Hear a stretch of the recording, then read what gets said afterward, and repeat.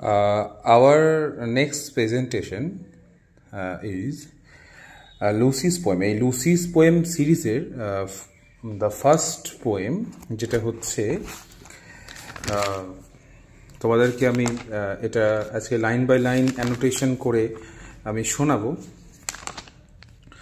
পোয়েমটা হচ্ছে She dwelt among the untrodden ways.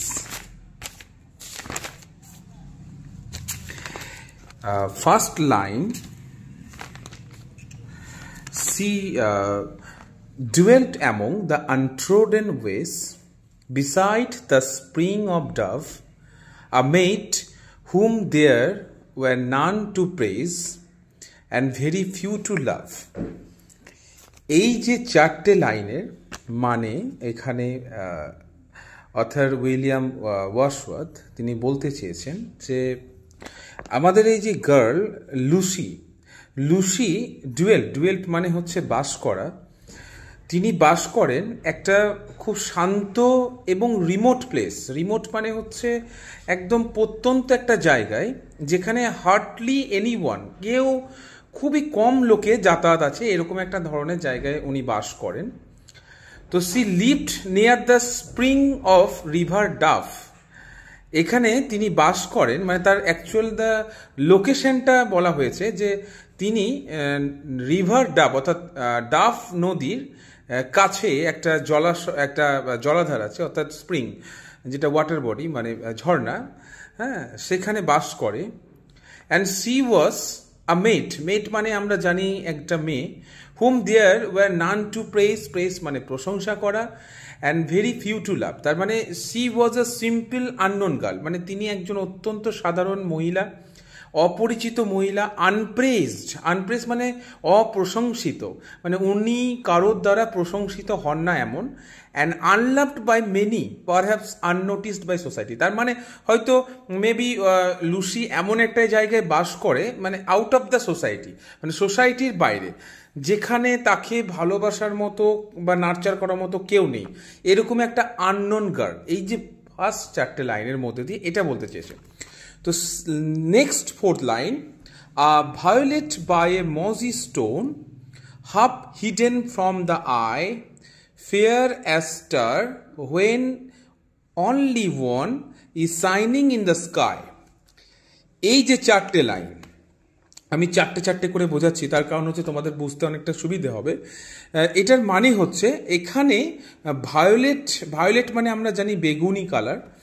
তো এখানে লুসিকে একটা এই ভায়োলেট ফ্লাওয়ারের সাথে কম্পেয়ার করা হচ্ছে। Lucy is compare to a violet flower, একটা ভায়োলেট ফ্লাওয়ারের সাথে কম্পেয়ার করা হয়েছে, যেখানে যে একটা ওই পাথরের মধ্যে জন্মায়। এবং এই যে ভায়োলেট ফ্লাওয়ার, এইটা আমাদের সবার দৃষ্টির অগোচরে, that is hidden from our sight, মানে আমরা সেটাকে হয়তো দেখতে পাই না, কিন্তু সেটা বিউটিফুল বাট আননোটিস, কিন্তু এটা সুন্দর, কিন্তু আমাদের কারোর দ্বারা এটা পরিলক্ষিত হয় না, অর্থাৎ আমরা কেউ দেখতে পাই না। ঠিক সেরকম মানে Lucy, the beauty of the Lucy is as good as the flower, মানে এই যে এই ফ্লাওয়ারের মতনই কিন্তু লুসির বিউটিটা এতটাই সুন্দর। তারপরে বলছে এখানে একটা সিমিলি, যেমন C was as beautiful as star, মানে তাকে স্টারের সাথে অর্থাৎ ফেয়ার অ্যাজ স্টার, এটার মানে হচ্ছে C was as beautiful as star, মানে সে ওই তারাদের মতনই সুন্দর। এবং অনলি ওয়ান, আমরা জানি যে shining along in the sky, যে তারাটা সুন্দর তারা, যে একটা আকাশে একাই মিটমিট করছে, সেই রকম মতো একটা সুন্দর is shining in the sky, সেই তারাটা ব্রাইট, উজ্জ্বল, পিওর, একদম পিওর, হ্যাঁ, অরিজিনাল, অ্যান্ড দ্য রেয়ার, হ্যাঁ, ইন ইটস লোনলিনেস, অর্থাৎ মানে এই যে আকাশে যে তারাটি, এই তারাটি হয়তো মানুষ দেখতে পায় না, কিন্তু অ্যাকচুয়ালি এর একটা বিউটি আছে, যে বিউটিটা লুসির সাথে তুলনা করা হয়েছে।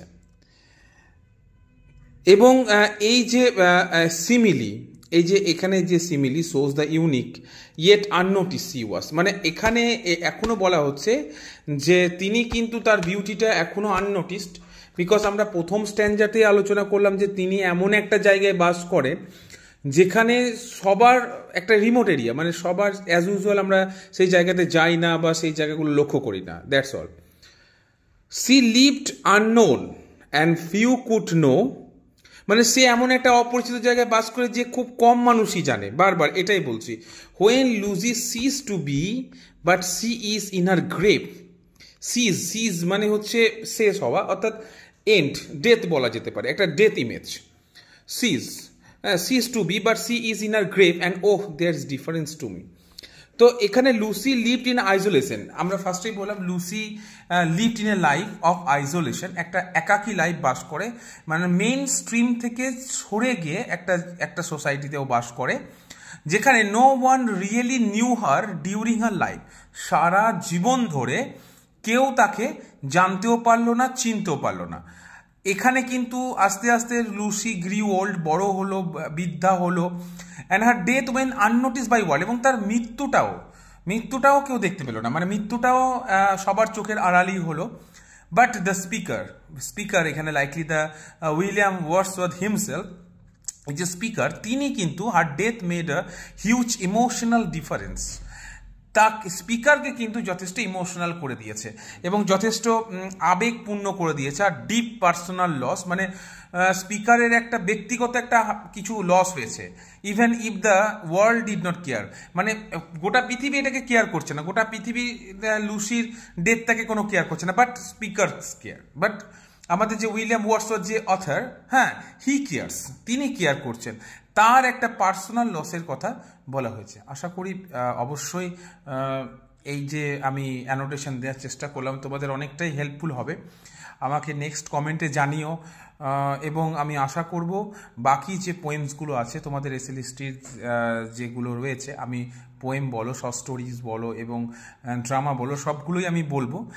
বাট তোমাদের সাপোর্ট তো অবশ্যই দরকার, কমেন্টে জানাবে অবশ্যই।